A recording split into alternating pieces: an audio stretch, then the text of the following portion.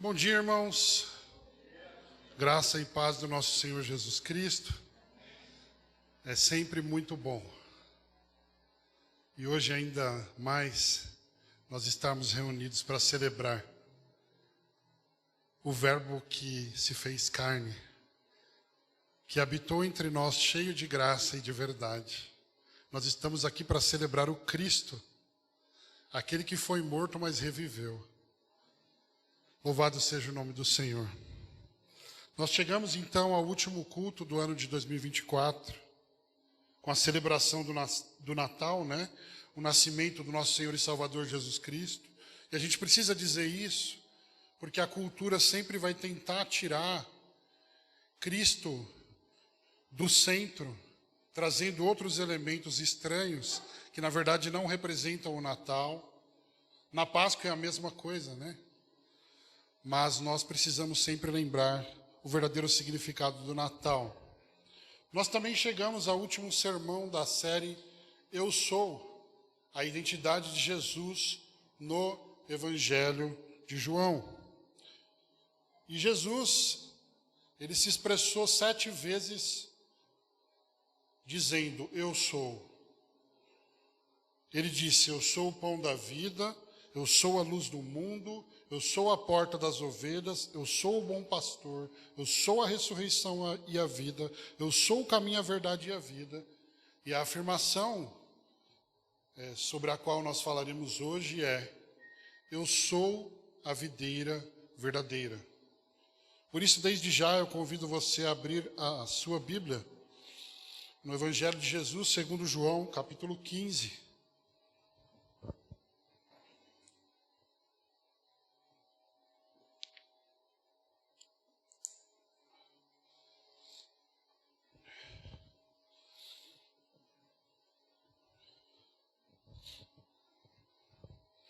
Evangelho de Jesus, segundo o apóstolo João, capítulo 15.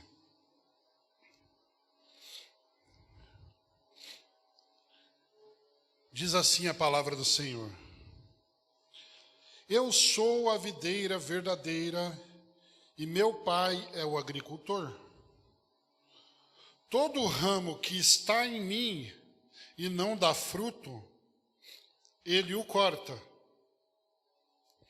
E todo ramo que dá fruto, ele o limpa, para que dê mais fruto. Vós já estáis limpos pela palavra que eu vos tenho falado. Permanecei em mim, e eu permanecerei em vós. O ramo não pode dar fruto por si mesmo, se não permanecer na videira. Assim também vós, se não permanecerdes em mim. Eu sou a videira, e vós sois os ramos. Quem permanece em mim e eu nele, esse dá muito fruto, porque sem mim nada podeis fazer. Quem não permanece em mim é jogado fora e seca, à semelhança do ramo. Esses ramos são recolhidos, jogados no fogo e queimados.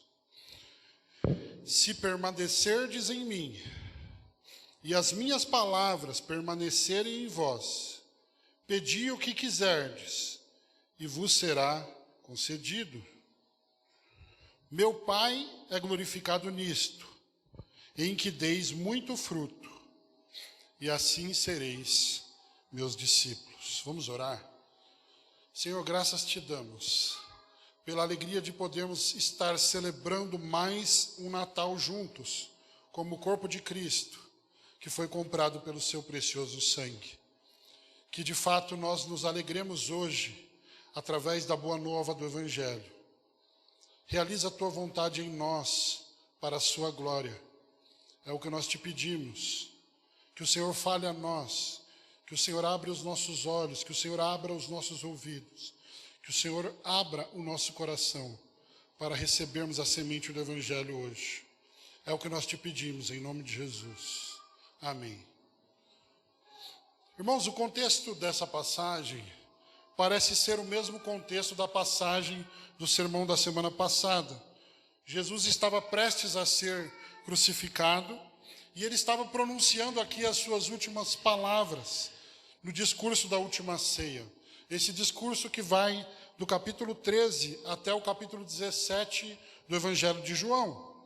E nesse discurso, Jesus fez a sexta e a sétima declaração, eu sou. A sexta é a da semana passada e a de hoje, que é, eu sou a videira verdadeira. E o curioso nesse texto bíblico é que, diferente das 6 declarações que Jesus fez até agora, ele não está chamando os discípulos a crerem nele através dessa afirmação. Essa metáfora, irmãos, da videira, ao invés de ser um convite para a fé, ela nos ensina como distinguir entre um discípulo verdadeiro e um discípulo falso. Nós podemos nos perguntar hoje, como nós podemos saber que nós estamos ligados a Ele, incorporados nele? Será que nós somos realmente discípulos de Jesus? Eu realmente creio em Jesus ou eu sou apenas um impostor? Eu sou mesmo um cristão ou eu apenas me comporto como um cristão? Sou realmente convertido ou apenas fui convencido? Como saber se realmente estou unido a Cristo pela fé? E como saber quando outras pessoas, de fato, ainda não nasceram de novo? Perguntas como essas, são perguntas importantes e que, através desta palavra, através deste sermão, eu creio que nós conseguiremos responder. A afirmação de Jesus aqui nesse sermão, irmãos, é, no versículo 1, eu sou a videira verdadeira. E ele vai dizer que o Pai é o agricultor, aquele que cuida da videira. E se você observar atentamente, no verso 5 está escrito, vós sois os ramos. Então, o jardineiro é Jesus e as árvores? Não. Ele disse, eu sou a videira verdadeira, o Pai é o agricultor, e versículo 5, vocês são os ramos. Memoriza isso.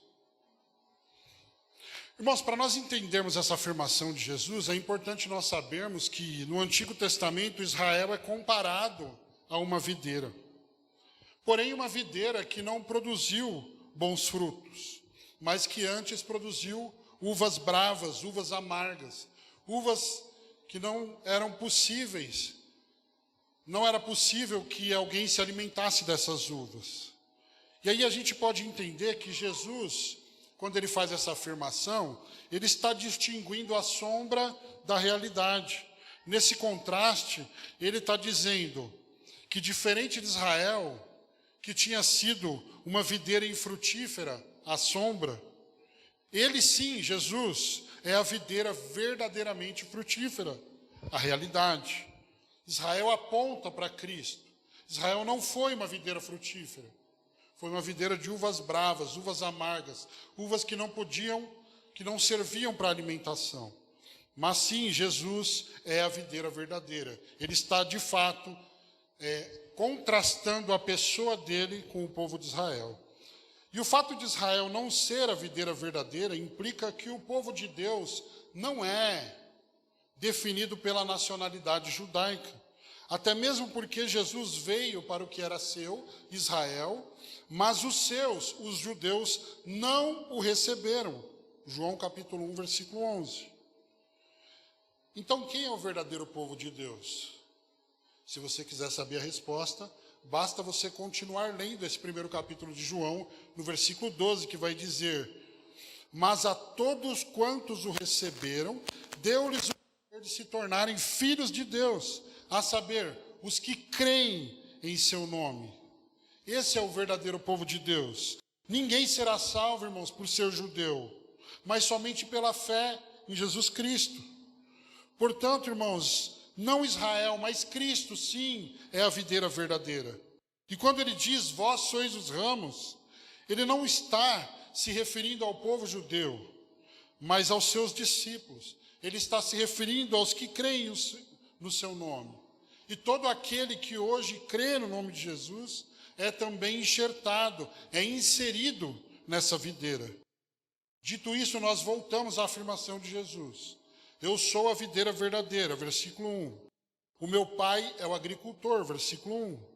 E vocês são os ramos, versículo 5. Com essa metáfora em mente, Jesus ele vai apresentar aqui 3 tipos de ramos. E é aqui que nós descobrimos quem é e quem não é um verdadeiro discípulo de Jesus, através desses ramos que Jesus vai apresentar nessa metáfora. No Sermão do Monte, Jesus já tinha dado uma pista para nós. Como nós sabemos, ou como nós podemos saber quem são de fato os discípulos de Jesus? No Sermão do Monte, Jesus disse: vocês conhecerão pelo fruto. Pelos frutos os conhecereis. Mateus 7, 16 e versículo 20. Então nós vamos examinar, irmãos, o que Jesus falou a respeito desses 3 tipos de ramos hoje. Eu já quero entrar no primeiro.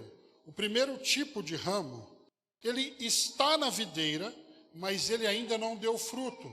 Olha só o versículo 2. Todo ramo que está em mim e não dá fruto, ele o corta. Irmãos, alguma interpretação sugere e entende que o ramo que está na videira e ainda não deu fruto, seria o cristão nominal. Aquela pessoa que diz ser cristã, mas que nunca foi verdadeiramente convertida, e por isso o Pai a condenará no dia final. Essa é uma interpretação. Só que essa interpretação ela é improvável, porque Jesus afirma que esse ramo, ele está ligado a ele. Esse ramo faz parte da videira real, e ele está em Cristo. Como nós sabemos, como diz o livro de Romanos, capítulo 8, versículo 1, nenhuma condenação há para quem está em Cristo. Dessa forma, então, o corte do ramo aqui não pode significar a condenação eterna, não pode. E aí, então, surge uma outra interpretação que entende que esse ramo que está na videira e ainda não deu fruto é o cristão desviado. É aquela pessoa que abandonou a fé e que por isso foi cortado, ou que supostamente, para quem acredita nessa teologia, perdeu a salvação. Essa interpretação também não faz sentido, porque não é possível estar em Cristo verdadeiramente e depois deixar de estar em Cristo. Não é possível que alguém, tendo verdadeiramente nascido de novo, venha perder o Espírito Santo. Porque a Bíblia diz que o Espírito Santo é um selo, porque a Bíblia diz que o Espírito Santo é um penhor, porque a Bíblia diz que o Espírito Santo é uma garantia da nossa salvação. Na verdade, uma pessoa que abandona a fé, então, ela está dando sinais de que ainda não nasceu de novo. Porque um dos frutos e uma das principais evidências da salvação na vida de uma pessoa é a permanência. Está escrito: todo aquele que perseverar até o fim será salvo. Então, o que esse texto realmente está dizendo? Irmãos, a palavra grega, que aqui é traduzida por cortar, ela também pode ser traduzida por levantar. Acontece que, às vezes, o ramo de uma árvore seca, ou melhor, o ramo de uma árvore seca e fica infrutífero. E neste caso, o que o agricultor faz? Ele corta a parte improdutiva do ramo e continua regando aquela parte. Só que essa poda não é a eliminação do ramo da árvore. Ele faz isso para que aquele ramo volte a dar fruto. É isso que está sendo dito aqui. Mas em outros casos, o ramo ele pode crescer para baixo. E crescendo para baixo, ele pode acabar sendo impedido de dar frutos por causa do pó e da lama. E por isso, o que o agricultor faz? Ele levanta esse ramo e amarra junto a outros ramos para que ele volte a crescer e passe a dar frutos. Ou seja, quando Jesus fala do ramo que está nele, mas ainda não frutificou, Ele está dizendo que o agricultor, o pai, tratará esse ramo, cortando e levantando, para que ele possa começar a frutificar. Porque é absolutamente impossível que alguém esteja em Cristo e nunca produza fruto nenhum. Isso é impossível, porque Cristo é a videira verdadeira. Não é possível estar em Cristo, viver uma vida inteira e não produzir fruto nenhum. Se não tem fruto, a vida toda é porque não está em Cristo. Mas sim, o texto está abrindo a possibilidade para uma situação em que a pessoa está em Cristo, mas ainda está infrutífera. E aí o pai vai podar esse ramo, ele vai preparar esse ramo para que ele dê fruto. Mas até o final da vida vai ter fruto. Pode ter certeza de que, se ao longo do tempo da sua vida não houve transformação nenhuma, você precisa questionar de fato a sua salvação. Se você é a mesma pessoa de 10 anos atrás, se você é a mesma pessoa de 5 anos atrás, se nada mudou na sua vida, é muito provável que você ainda não tenha nascido de novo.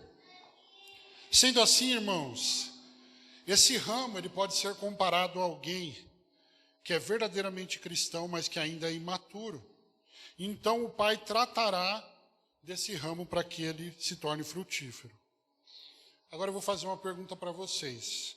Quais são os remédios para cristãos imaturos?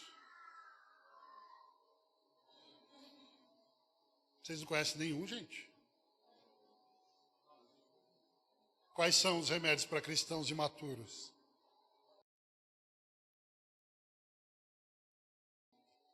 Sobre o que a gente falou durante esse ano nas quartas-feiras?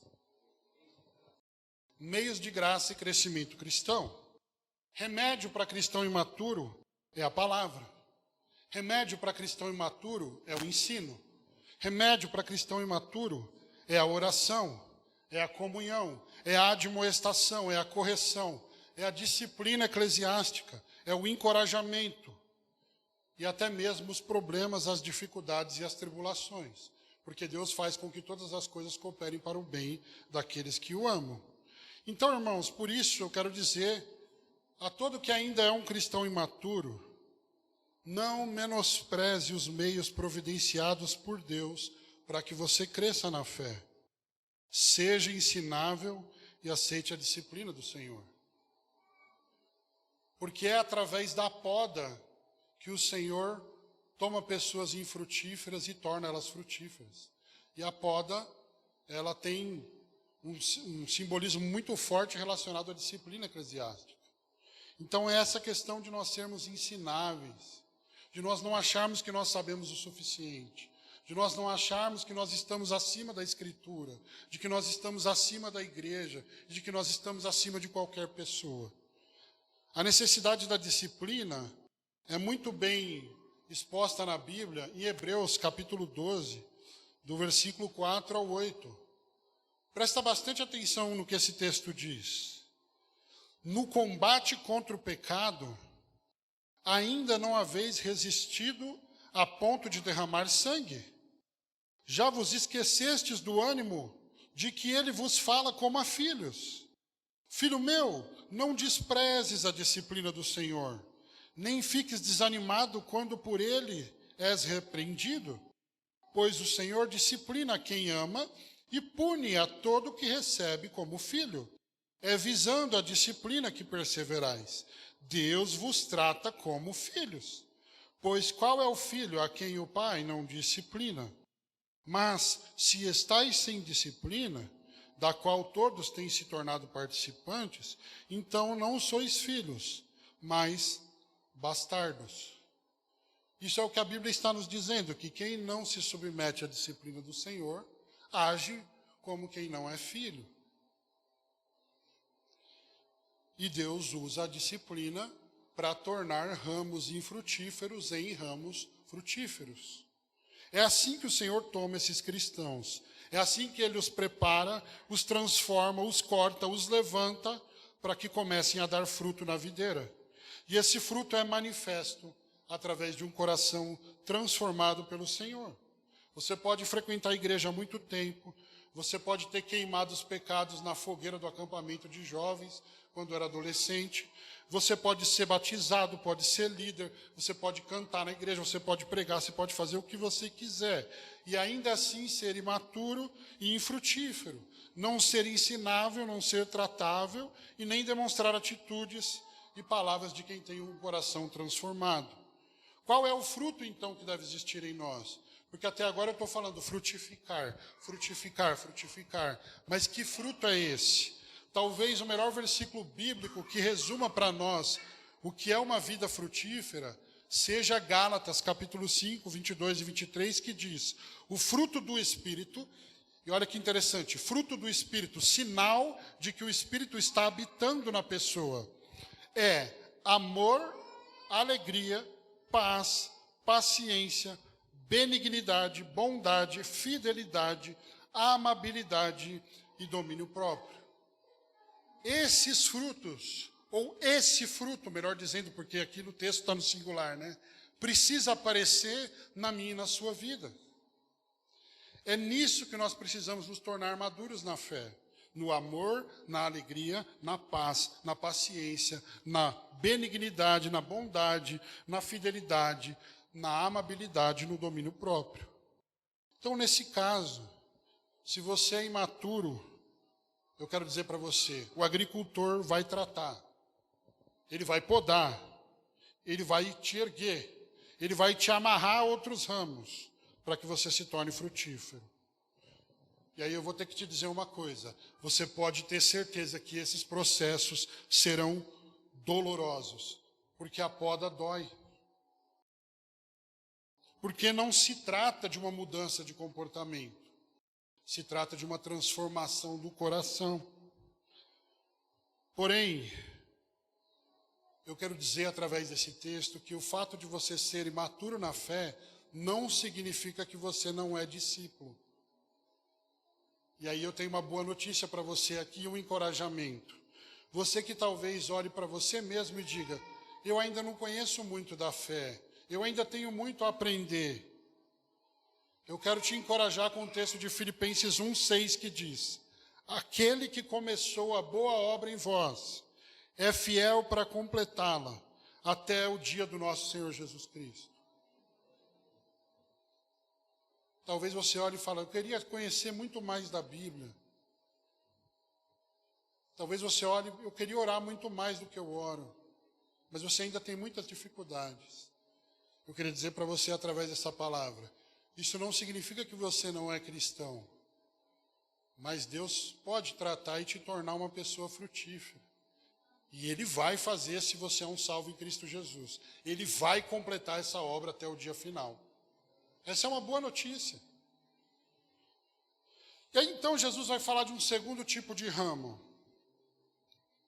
Ele está na videira e ele dá fruto. Versículo 2, parte B. Todo ramo que dá fruto, ele o limpa para que dê mais fruto. Então, irmãos, esse ramo frutífero, ele pode ser considerado como se fosse o cristão maduro que já tem apresentado fruto na sua caminhada cristã.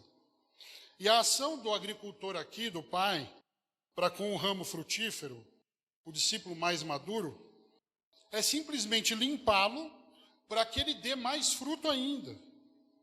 E segundo Jesus, o Pai realiza essa limpeza na vida dos seus discípulos através da palavra. Olha só o versículo 3. Vós já estáis limpos pela palavra que eu vos tenho falado. Isso significa que a cada dia que nós estamos expostos diante da palavra de Deus, o Senhor está nos limpando, o Senhor está nos purificando, o Senhor está nos santificando. E é por isso que nós precisamos dar muita atenção a tudo que o Senhor fala por meio da pregação da palavra, a tudo que o Senhor fala através daquilo que está escrito. Irmãos, quanto mais perto nós estivermos da palavra, mais maduros nós seremos e mais fruto nós apresentaremos na nossa vida cristã. Mas o contrário também é verdade. Se nós estivermos distante da palavra, e quanto mais nós estivermos distante da palavra, nós teremos menos frutos, nós seremos menos maduros na fé e nós apresentaremos menos frutos. Então eu quero fazer algumas perguntas para você que entrou aqui hoje. Como está o seu relacionamento com a palavra? Você tem lido? Você tem ouvido? Você tem prestado atenção nos sermões? Você tem buscado aplicar na sua vida aquilo que você ouve aqui? Nós temos um privilégio muito grande nos dias de hoje, que é o fato de nós podermos gravar sermões e colocar nas redes sociais. Isso significa que você pode ouvir a palavra aqui e durante a semana você pode mastigar a palavra, dando pausa, dando play, fazendo anotações, aprendendo e fixando o conhecimento que foi transmitido através da pregação da palavra. Quando nós trabalhamos e nos mantemos perto da palavra, nós somos cada vez mais transformados e cada vez mais conformados à imagem de Cristo. Irmãos, não menospreze o poder e o valor da palavra nas nossas vidas. Sabe por quê? Porque o cristão maduro, ele é limpo pelo Pai, pelo agricultor, através da palavra. E é por isso que também, quanto mais a igreja pregar a palavra, mais uma comunidade madura nós teremos. Louvado seja o Senhor por isso. Mas eu quero perguntar para você que entrou aqui hoje, onde você tem fundamentado a sua vida? Onde você tem fundamentado a sua forma de se relacionar, de trabalhar, de tomar decisões, de cultuar, de construir uma família, de criar os filhos? O cristão maduro, ele fundamenta a sua vida na palavra. E ele é santificado pela palavra. Pelo que a gente chama de sola escritura. É somente a escritura, é o nosso alimento espiritual. Porque o homem não vive somente de pão, mas ele vive de toda palavra que procede da boca de Deus. Você que já tem frutificado na fé, a vontade de Deus é que continuemos sendo limpos e santificados pela palavra. E que sejamos cada vez mais frutíferos por isso. Então a gente nunca pode pensar que nós já nos santificamos o bastante, que nós já entendemos o bastante, que nós já frutificamos o bastante. Nessa passagem, irmãos, e já eu vou falar do terceiro tipo de ramo, estou falando do segundo, mas aqui eu quero destacar que nessa passagem, Jesus nos oferece 5 motivos para nós permanecermos nele e permanecermos em sua palavra, que ele usa para nos santificar e limpar. 5 motivos. O primeiro motivo para nós permanecermos nele e na palavra é que nós dependemos de Deus. É a dependência de Deus. O versículo 4 diz: permanecei em mim, e eu permanecerei em vós. O ramo não pode dar fruto por si mesmo, se não permanecer na videira. Assim também vós, se não permanecerdes em mim. Irmãos, nenhum de nós somos capazes de produzir frutos desconectados da videira. Isso significa que o fruto não vem de nós, mas de Deus. E que, portanto, apesar de nós nos esforçarmos, nós não temos mérito e nós não nos gloriamos nisso. Porque quem faz a minha e a sua vida frutificar é Deus. Mesmo que você esteja se esforçando, se esforce, não deixe de se esforçar por isso. Mas o fruto vem de Deus. E desconectados da videira, nem eu nem você daríamos fruto. Então por que a gente contabiliza nossos frutos, as coisas que a gente faz ou deixa de fazer? porque nós usamos nossos frutos como se fosse uma medalha de superioridade. Tudo vem de Deus. O fruto vem de Deus. Jesus falou, se vocês não tiverem em mim, vocês não conseguem dar fruto. A Bíblia diz que é Deus quem produz em nós tanto o querer quanto o realizar. É por isso que Paulo, em 1 Coríntios 15, 10, ele vai dizer, de fato, eu trabalhei muito mais do que todos eles. Só que aí ele diz, todavia não eu, mas a graça de Deus que está comigo. Porque Paulo sabe que se ele não tivesse ligado à videira, o ramo não estaria sendo alimentado e não daria fruto nenhum. É a videira que faz os ramos darem fruto.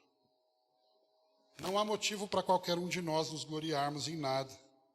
O segundo motivo para nós permanecermos nele, na palavra, é o fruto abundante. Versículo 5. Eu sou a videira, vós sois os ramos.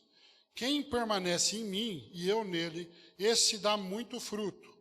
Porque sem mim nada podeis fazer. Irmãos,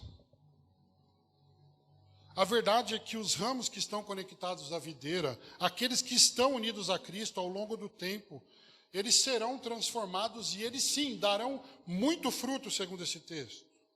Muito fruto. Jesus, quando nós estamos conectados a Ele, nós não somente damos fruto, mas ao longo do tempo nós damos muito fruto. Esse fruto aumenta. É firmes, constantes e abundantes, crescendo. A vida cristã é uma crescente, ela não é estagnada assim. Ó. Nós precisamos de glória em glória ser transformados na imagem do nosso Senhor Jesus Cristo, conformados a Ele. Então é uma crescente, nós precisamos lembrar disso. Ao longo do tempo, eu e você precisamos dar muito fruto.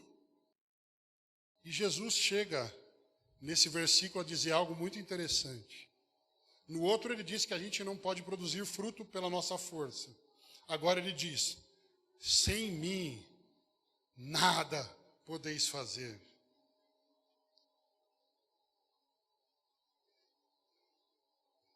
Talvez você que já pensou, nossa, mas eu acho que eu tenho pregado tão bem, eu tenho cantado tão bem, eu tenho feito tão bem o que Deus colocou nas minhas mãos para fazer. Olha essa palavra de Jesus, que maravilha. Sem mim vocês não podem fazer nada. Jesus está dizendo que o muito fruto também vem dele e só dele, e se não fosse por ele, nós não seríamos capazes de produzir nenhum fruto. Quem dirá muitos? Então, o segundo motivo para nós permanecermos nele é o fruto abundante. O primeiro, a dependência de Deus. O segundo, o fruto abundante. O terceiro, a oração eficaz. O texto diz, versículo 7, se permanecerdes em mim e as minhas palavras permanecerem em vocês, pedireis o que quiserdes e vos será concedido. E esse é o tipo de versículo que assusta a gente, né? Porque você fala, como assim? Se eu permanecer no Senhor, eu vou pedir o que eu quiser e será concedido.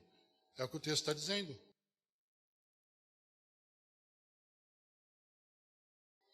Por quê? Irmãos, parece que a ideia aqui é que quando nós permanecemos em Cristo e a palavra dele permanece em nós, a palavra dele conforma os nossos pensamentos à vontade de Cristo. E as nossas orações se tornam menos egoístas e mais centradas em Cristo. Quando nós nos enchemos da palavra de Deus, nós oraremos, ou nós oramos dizendo, santificado seja o teu nome, venha o teu reino, seja feita a tua vontade. O nosso coração é alinhado ao coração de Deus. E é por isso que Deus não vai hesitar em atender essa oração. Porque a oração não vai ser para gastar em nossos deleites. A oração vai ser pela manifestação da glória de Deus. Entende? Então a nossa oração se torna eficaz na medida em que nós permanecemos em Cristo e a palavra dele permanece em nós. A palavra dele alinha o nosso coração ao dele e nós desejamos a glória dele e não o nosso bem-estar. É por isso que o nosso pedido é atendido. E será atendido para todo aquele que ora dizendo, santificado seja o teu nome, venha o teu reino e seja feita a tua vontade. Esse é o terceiro motivo. O quarto motivo para nós permanecermos nele, na palavra. A glória do Pai. Versículo 8. Olha só. Meu Pai é glorificado nisto, em que deis muito fruto. Eu falei para vocês que esse texto ia falar sobre o que é um discípulo de verdade. Olha o que diz a continuação do versículo. Meu Pai é glorificado nisto, em que deis muito fruto. Assim sereis meus discípulos. Nós não frutificaremos para que nós sejamos glorificados por isso, mas para que o Pai seja glorificado pela transformação que pelo seu Santo Espírito Ele está produzindo em nosso caráter. Quando nós frutificamos abundantemente para a glória do Pai, os nossos frutos testificam que nós somos verdadeiros discípulos de Jesus. É isso que está acontecendo aqui. E o quinto motivo para nós permanecermos nele na palavra é a escolha divina. Nós não lemos esse versículo, mas se você ler o versículo 16 do capítulo 15 de João, Jesus disse: não foram vocês que me escolheram. Você que gosta de chegar em casa e colocar o som lá, mas eu escolho Deus, ouve esse texto. Não foram vocês que me escolheram, pelo contrário, eu vos escolhi e eu vos designei a ir e dar fruto, e fruto que permaneça, a fim de que o Pai vos conceda tudo quanto lhe pedirdes em meu nome, mais uma vez. Irmãos, Deus nos escolheu para nós sermos seus discípulos, para frutificarmos para a sua glória e para apresentarmos frutos permanentes nesse mundo.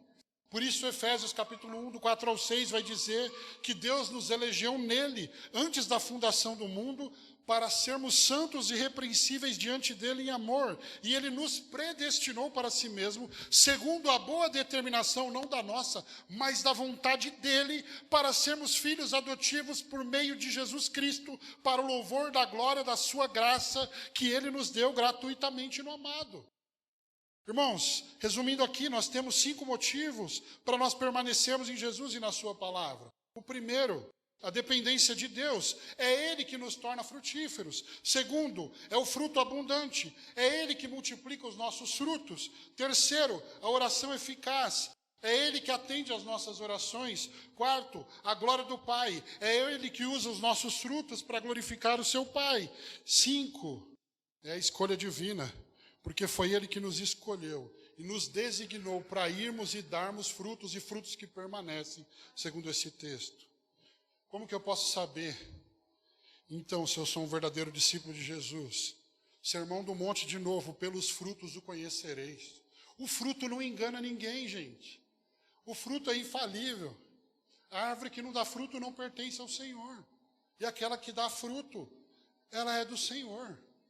Jesus falou: observa os frutos que vocês vão conhecer o verdadeiro e o falso profeta. Está escrito. A evidência de quem nós somos em Cristo está no fruto. Aqui todos nós levantamos as mãos, aqui todos nós oramos, aqui todos nós temos o mesmo comportamento. Aqui todos nós soltamos de vez em quando um glória a Deus. Mas como é a sua vida lá fora? Tem fruto?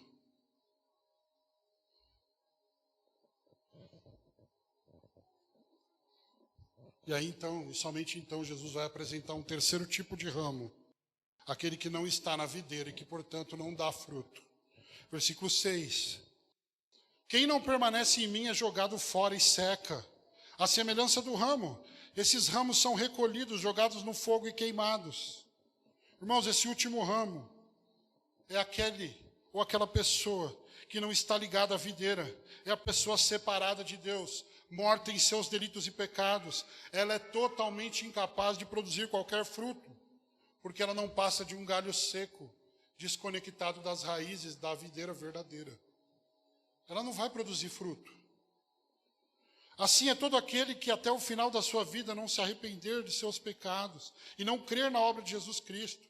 O seu fim será o inferno e a justa condenação eterna, sendo objeto eterno da ira de Deus.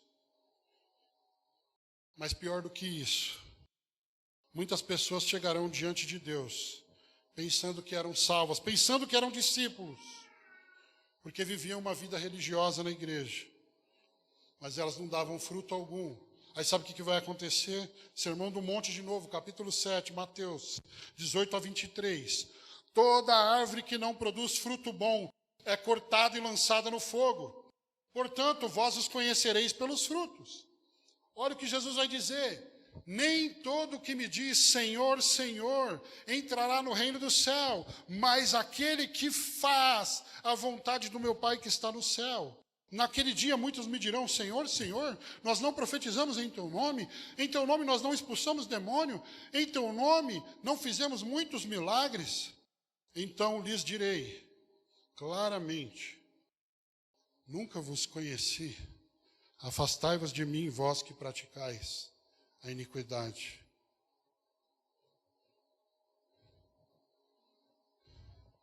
O machado está posto à raiz, e ele vai cortar toda a árvore que não produz fruto.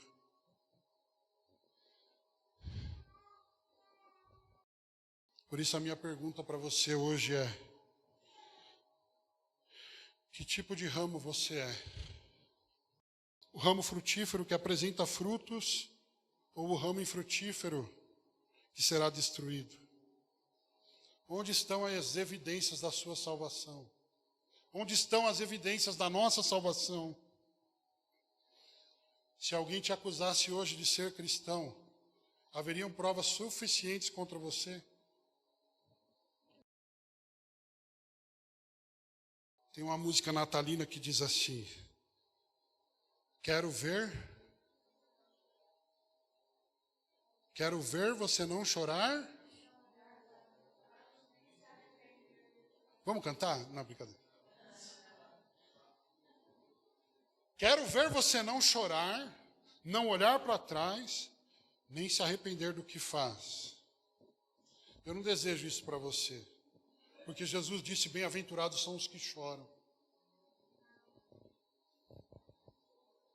Eu não desejo isso para você, porque a pregação de Jesus era arrependei-vos e crede no Evangelho. O pregador do deserto, João Batista, ele disse, produzi fruto próprio de arrependimento. João Batista nunca cantaria para você, quero ver você não chorar, não olhar para trás, nem se arrepender do que faz. João Batista diria, ou ele cantaria, eu quero ver você chorar. Eu quero ver você sim olhar para onde você caiu e se arrepender e produzir frutos dignos de arrependimento. Porque o machado está posto à raiz e ele vai cortar e ele vai queimar os galhos que não produzirem frutos. Porque esses galhos estão desconectados da videira verdadeira. Jesus deixou o último eu sou, deixou o juízo para o último eu sou. E talvez a sua mente esteja preocupada com os detalhes dos próximos dias. O que não pode faltar no Natal? Não pode faltar uma árvore na sala. Não pode faltar luzes. Não, a gente precisa comprar algumas luzinhas e colocar. No Natal não pode faltar um dia. A gente precisa marcar com algumas pessoas para passar o dia 24, para passar o dia 25. E também não pode faltar roupa nova. Não, vamos comprar uma roupa nova para dar uma atualizada ali, pelo menos nesse dia, né? No Natal não pode faltar pratos deliciosos. Para muitos, a uva passa no arroz pode faltar. Mas comida boa não pode faltar no Natal, pode, gente? Pode faltar o Chester, o tender. Pode faltar o frango.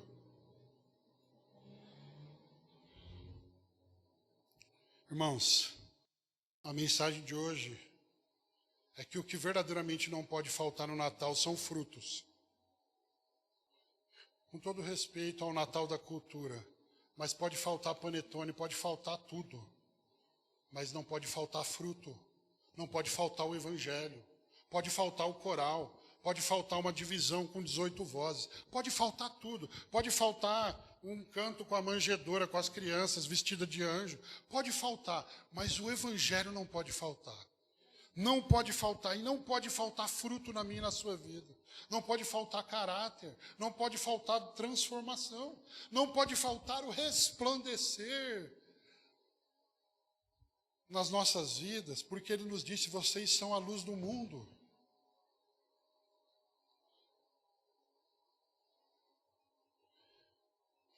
A mensagem do Evangelho diz que Deus encarnou e se fez homem.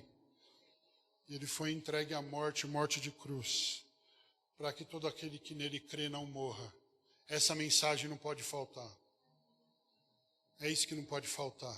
O restante é acessório. O restante, se tiver, beleza. Se não tiver, ok. O Natal é Jesus. O Natal é o Verbo que encarnou, cheio de graça e verdade.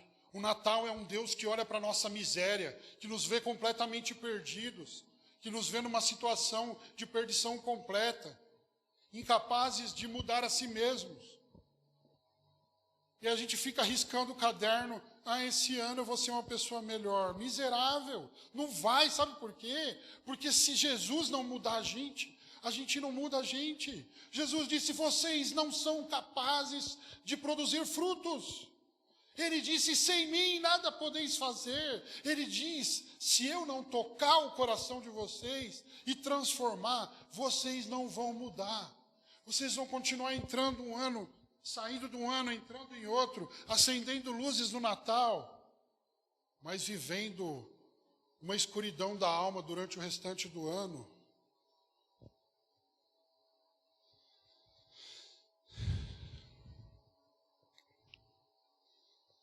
Nesse Natal, o que não pode faltar é confiança nele, na obra dele. E para você que ainda não confiou em Cristo para a salvação, não adianta a sua casa estar cheia de luzes se o seu coração ainda está em trevas. É necessário nascer de novo. É necessário acontecer um Natal na sua alma. É necessário acontecer um Natal dentro de você. Porque se o Natal não acontecer dentro de você, não importa o que vai acontecer fora de você.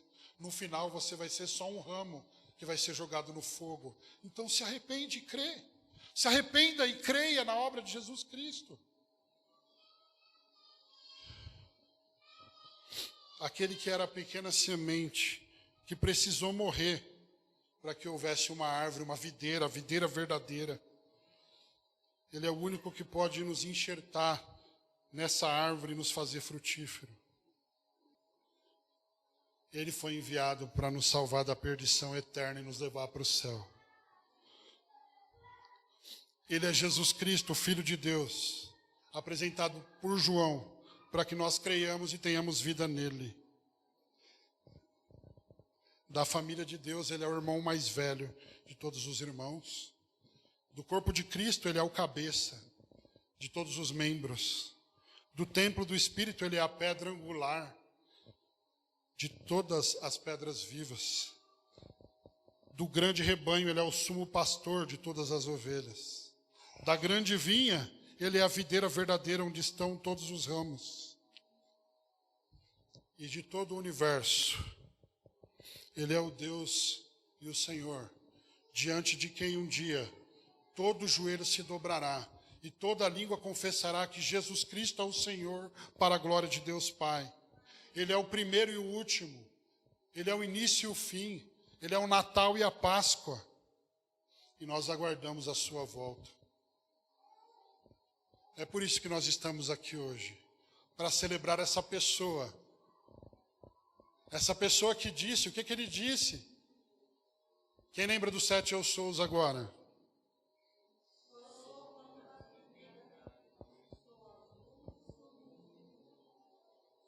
Eu sou o pão da vida, eu sou a luz do mundo, eu sou a porta das ovelhas, eu sou o bom pastor, eu sou a ressurreição e a vida, eu sou o caminho, a verdade e a vida, eu sou a videira verdadeira. A Ele, somente a Ele, seja toda a glória para sempre, eternamente. Amém. Não existe Natal sem Ele. Pai, nós te agradecemos